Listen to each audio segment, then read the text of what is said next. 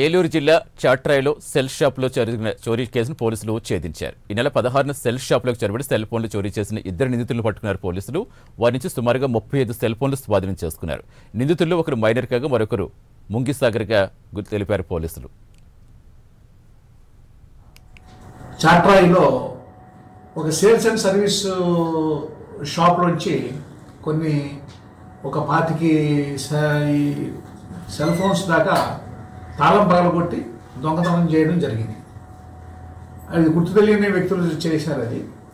ఆ కేసుని crime number 145/2025 under section 331(4), 305 BNS కింద చాట్రాయి పోలీస్ స్టేషన్లో రిజిస్టర్ చేసి దాని మీద మన చాట్రాయి ఎస్ఐ గారైన రామకృష్ణ గారు మరియు వాళ్ళ సిబ్బంది దీని మీద దర్యాప్తు చేయడం జరిగింది. దర్యాప్తులో భాగంగా సాంకేతికతను జోడించి దీంట్లో ఉన్న కొంత క్లూని సంపాదించారు. ఆ క్లూని ఆధారంగా ఏలూరు పాముల దెబ్బకు సంబంధించిన ముంగిసాగర్ ఈ యొక్క ముద్దాయి, ఇతనికి 19 సంవత్సరాలు, ఇతను తర్వాత సంఘం మన ఒక బాలుడు ఒకడు, అతని వయస్సు కూడా 16 సంవత్సరాలు. అతను చట్టంతో ఘర్షణ పడిన బాలుడు కాబట్టి అతని పేరు కూడా నేను చెప్పట్లేదు.